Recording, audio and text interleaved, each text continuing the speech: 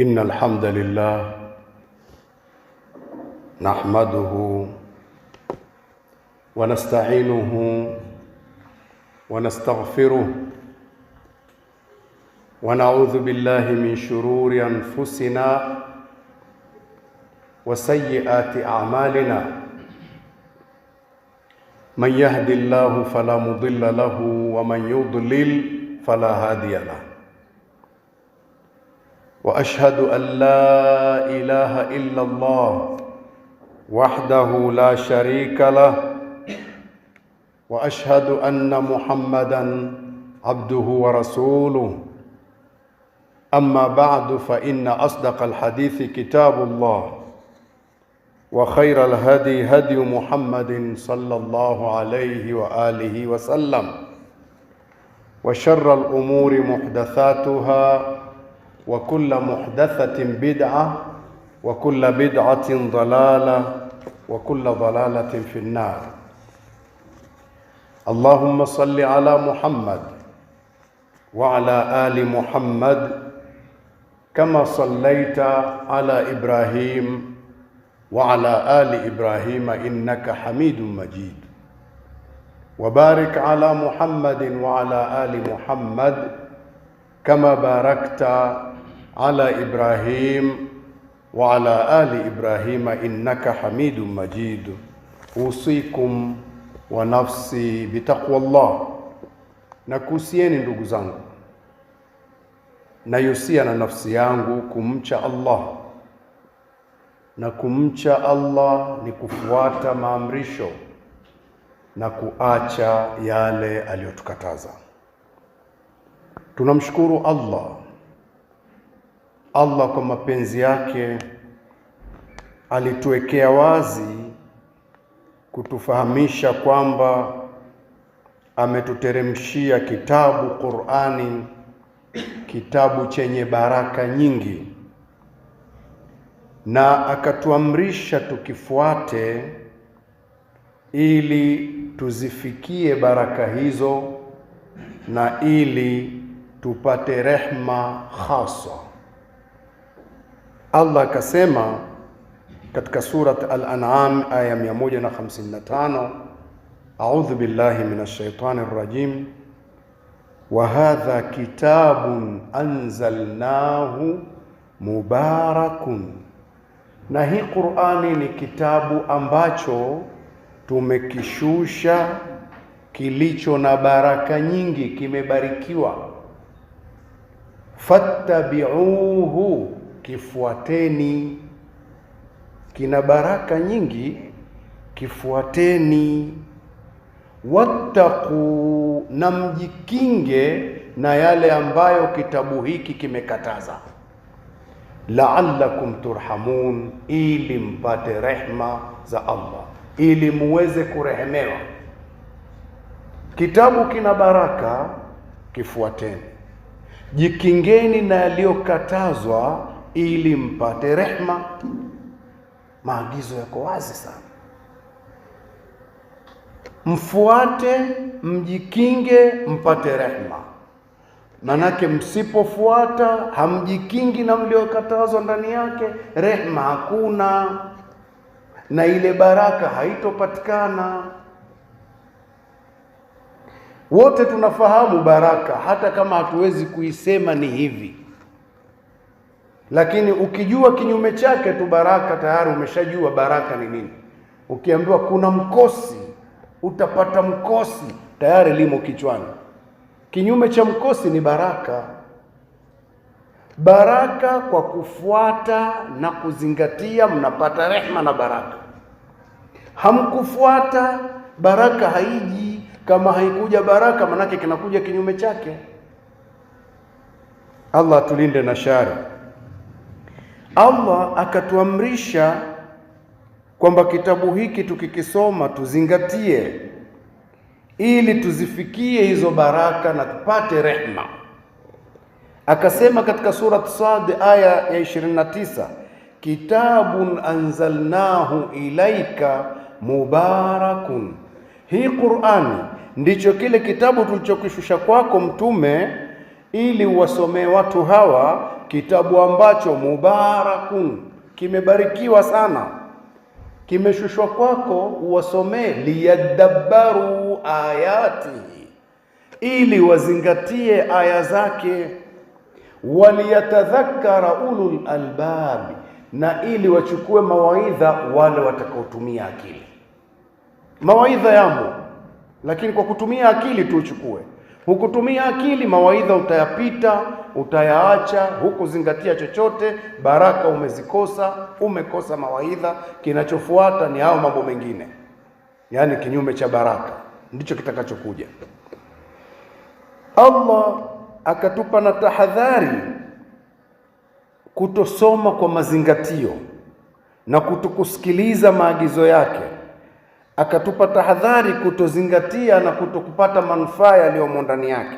Akasema hivi katika surat al-Anbiya aya 50, wa hadha dhikrun mubarakun, na hii Qur'ani ndio yale mawaidha yaliyobarikiwa.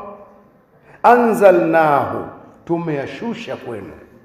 Afa antum lahu munkirun, hivi nyinyi mnakanusha haya ambayo mmeambiwa? Mnakikataa hiki kitabu kwamba hakina mawaidha, hakina baraka, hakina rehema? Mnakanusha hayo? Ya Rabbi, hatukanushi. Ndugu zangu, baada ya utangulizi huu, hasa tena kwa vijana namba moja, utangulizi huu na ujumbe huu ni wa wote, lakini nawalenga vijana kwanza namba moja. Kwa nini? Vijana ndio nguzo ya mustakbali siku zote katika jamii. Mustakbali unaokuja, vijana ndio walengwa wa mustakbali huo, imma wavurugwe, wa uharibu, au watengenezwe wawe wazuri kwenye mustakbali wa jamii yoyote. Kwa hiyo vijana, nisikilizeni kwa makini. Qur'ani inauliza, mnakanusha haya yanayozungumzwa? Maana yake ni kwamba kuna hitaji kufanya ukaguzi mle unamoishi, na uiangalie Qur'ani ilivyo, utizame kwa makini, wala haihitaji elimu ya chuo kikuu. Kila mmoja wetu awe makini na uchunguzi kwenye haya tunaoelezwa na Allah, kwenye mazingira unayoishi. Na Mungu akikupa uwezo mkubwa wa kupeleleza, angalia sasa nje ya mazingira unayoishi kidogo kidogo mpaka kimataifa. Allah subhanahu wa ta'ala anasema hivi, ili ukaguzi wetu uwe mzuri: kitabun anzalnahu ilaika litukhrija an-nasa min adh-dhulumati ila an-nur. Surat Ibrahim aya ya kwanza. Hii Qur'ani ndio kile kitabu ambacho tumekishusha kwako Muhammad sallallahu alaihi wa sallam, litukhrija an-nasa min adh-dhulumati ila an-nur, ili uwatoe watu kwenye giza la aina mbalimbali uwaingize kwenye nuru. Giza la ujinga, giza la uporaji, giza la kudhulumiana, giza la kila namna ushirikina, uwatoe kwenye giza uwapeleke kwenye nuru kwa kitabu hiki. Subhanallah. Sasa kila mmoja wetu akague familia ikiwa inafuata mwongozo wa kitabu ikoje, na familia ikiwa haifuati mwongozo wa kitabu ikoje. Kwenye maongezi, kwenye mavazi, kwenye kula, kwenye miamala kati ya watu na watu, kagua familia na familia. Ukitoka kwenye familia, tizama sasa mazingira yaliyokuzunguka, panapofuatwa mwongozo wa kitabu na ambapo hapafuatwi mwongozo. Ukitoka hapo, nenda nchi na nchi ambazo angalau zimesema sisi tunafuata mwongozo wa Uislamu, hata kama kuna mapungufu. Kwa kule kusema kwao wanafuata mwongozo wa Uislamu, na zile nchi ambazo zinasema hazifuati mwongozo huo, tizama wapi kwenye nuru na wapi kwenye giza. Kwenye mavazi, kwenye maongezi, kwenye ulaji, kwenye miamala kati ya watu na watu, uangalie hilo, utapata jibu, wala huhitaji elimu ya chuo kikuu. Leo hii kama ukiangalia dunia, kwenye nchi ambazo zimesema tunafuata mwongozo wa Allah, kitabu cha Mwenyezi Mungu, na nchi ambazo hakuna habari hiyo, Tizama mauaji mengi yako wapi kati ya hizi na hizi. Tizama uporaji mwingi kwa siku uko wapi kati ya nchi hizi na nyingine. Tizama ubakaji unaotokea kwa usiku mmoja tu kati ya nchi hizo na nyingine. Yaani dhulma, dhulma, dhulma. Zitizame kwa kila namna, utaona wanaosema tunafuata mwongozo wa Allah iko chini kidogo matatizo haya. Maanake ni kwamba wako kwenye nuru, wametoka kwenye giza. Sasa kama hivyo ndivyo, maanake na wewe mmoja mmoja uhakikishe njia ya kutoka kwenye giza kwenda kwenye nuru ni kuhakikisha huyu muumba aliyetuumba anasema nini, kwa sababu hatukuja wenyewe hapa kwenye dunia. Dunia sio ya kwetu, tumeletwa, na midamu tumeletwa kuna utaratibu tulioletewa. Katalogi ya maisha ya dunia ndio hii aliyosema mwenyewe Allah. Sasa tukiacha katalogi tunakwenda wenyewe kivyetu vyetu, tumo gizani. Ndugu zangu, Allah aliposema kuhusu pombe na kamari, innamal khamru wal maisiru wal ansabu wal azlamu rijsum min amali shaitan fajtanibuh. Alipotangaza pombe, kamari, ibada za ushirikina, ramli, akasema vitu hivi ni uchafu, ni kazi ya shetani, jiepusheni. Haihitaji elimu ya chuo kikuu. Chunguza, panapokuwa pombe inanywewa haina mipaka, ipo tu. Panapokuwa kamari inachezwa hakuna kizuizi, ipo tu. Panapokuwa ibada za ushirikina zipo tu. Ramli ndio fani. Chunguza eneo hilo na eneo ambalo vitu hivyo vinakatazwa, uangalie wapi penye uhalifu mwingi na kidogo. Hakuhitaji elimu kubwa. Hata familia na familia ambayo pombe huru, kamari huru, ramli huru, mizimu huru, na utizame familia ambayo inasema vitu hivi haifai. Katika watu hata mnaoishi jirani, mnaoishi kirafiki pia, jitizameni, mtaona wapi kuna uhalifu zaidi, wapi miamala inavurugika, wapi familia zinashikana na wapi zinaachana. Utapata majibu kwamba kitabu hiki kinawatoa watu kwenye giza kuwapeleka kwenye nuru. Kijana, pale unapoishi na mazingira unaoishi, ukiwa hata mwenyewe uliwahi kuwa na mtihani wa kunywa pombe na kucheza kamari na kufanya nini, Mungu alafu akakutoa ukatoka kwenye mtihani huo, jipime kipindi hicho na kipindi kile, uone wapi kuna nafuu ya maisha. Kwa hiyo utaona mwongozo wa Allah ndio mwongozo unaofaa, na hivi tunavyojipeleka wenyewe tunajipeleka kichwa kichwa. Angalia Mtume sallallahu alaihi wa sallam anaposema Allah anaposema wama yantiqu anil hawa in huwa illa wahyu yuha. Mtume hazungumzi kwa matamanio ya nafsi yake, haongei ila ni wahi amefunuliwa. Mtume anakuja kutuambia kukata kucha ni katika sunna za maumbile, kujinyoa nywele za sehemu za siri ni sunna za maumbile. Akaja akasema kuunga nywele ni laana. Sawa sawa, kujibadilisha maumbile laana.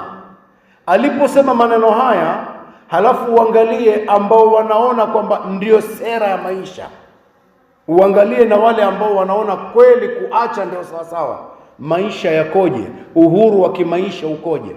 Niambie, mwanamke aliyeweka kucha ndefu na yule ambaye kucha zake anazikata, uhuru wa maisha ukoje? Hauhitaji elimu ya chuo kikuu. Uhuru tu wa maisha ya kawaida, uhuru wa maisha ya kawaida, kwenye kulala, kwenye kupika, kwenye kula. Hata wengine wananaswa na pikipiki, minywele imening'inia mpaka ananaswa kwenye tairi za pikipiki, anakuja lazimika kukata. Manake uhuru wa maisha umepotea kwa kuunga tu nywele. Ameweka kucha ndefu, namna ya kujikuna utatafuta ni vipi anajikuna huyu. Huyu anaoshaje sahani yake? Huyu atakwambia kuna mashine za kuoshea siku hizi. Huyu anamuoshaje mtoto wake anapokuwa amejisaidia? Huyu atakwambia kuna wipers siku hizi unampangusa. Huyu yani kila kitu utashangaa. Ananawaje huyu mwenyewe anapojisaidia mwenyewe? Ananawaje? Atakwambia siku hizi kuna maji unarushia tu. Yaani uhuru wa maisha uko wapi kwa kuweka zile kucha tu? Tizama, yaani ni tabu tabu tabu. Walipojibadilisha wakaweka lenzi za macho, wangapi waliopofuka macho kwa kuweka lenzi, wakajisahau, wakaenda kupika, wakajiweka kwenye joto, macho yamepofuka. Kwa hiyo utakuta mafundisho sahihi yakija ya Muumba yaliyoko kwenye katalogi yake yanamfanya mtu anaishi uko huru. Vijana wanapojisahau wakafundishwa namna ya kuvaa, wakajisahau wakavaa wanavyotaka wenyewe. Ni jana tu nimemwona kijana mmoja ametingwa kwenye kushughulika na kuchinja, amevaa suruali ya mlege wenyewe anavyosema. Wameshughulika na ng'ombe, suruali imeshuka yote, ana ile inaitwa boxer ndio iliyoko huku, iko huku inamzuia namna ya kufanya kazi. Anaipandisha kidogo inarudi tena, anaipandisha kidogo. Uhuru wa maisha haupo. Hata uhuru wa maisha haupo. Wenzake wako vizuri wanafanya kazi, yeye kazi haifanyiki. Hata akichukua karanga na kuuzia, katingwa, anapandisha tu kidogo, anapandisha kidogo. Katingwa ni hana uhuru. Kwa hiyo utakuta watu wanakosa mpaka uhuru wa kuishi. Wanapokuwa wamefunga suruali zao mlege, mkaribishe kwenye sofa, umuone anavyokaa. Anakalia mgongo badala ya kukalia makalio. Haiwezekani hata kukaa. Uhuru unakosekana kwa kuacha mafundisho tu. Kwa hiyo ndugu zangu, tuwe makini sana. Tuwe makini kweli kweli. Sasa hapa ndipo ninapowaambia vijana, nawaambia kuna kitu kimepungua. Vijana wenyewe ambao tayari wameshakubali mwongozo huu wanahisi kama inferior kidogo kudhihirisha kwamba hivi ni sahihi. Unaogopa nini kueleza usahihi kwa mwenzio wakati huu ni rika lako? Umwambie rafiki yangu, hii wewe unaona kweli uko huru wewe? Akwambia atakavyokuambia, lakini anajijua ndani ya nafsi hayuko sawa sawa. Kwa hiyo kuweni makini vijana, hebu msiogope kudhihirisha Uislamu wako pale unapohitajika kudhihirishwa. Udhihirishe tu kwa vitendo vyako kabla hata hujasema. Isiwe wewe ndio unachukuliwa na wimbi. Ndipo pale Mtume sallallahu alaihi wasallam akahimiza hata rafiki wa kuchagua uwe naye, kwa sababu rafiki huwa ana tabia ya kufuata mwendo wa rafiki yake. Sasa kama umejichagulia rafiki ambaye amekushinda wewe, manake unaanza kumuiga yeye.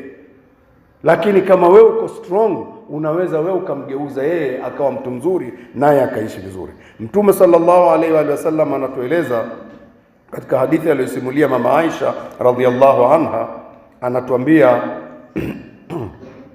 inna Allaha yuhibbu idha amila ahadukum amalan an yutqinahu, kwa hakika Allah anapenda mtu anapoifanya kazi yoyote aiyakinishe, awe na hakika anachokifanya.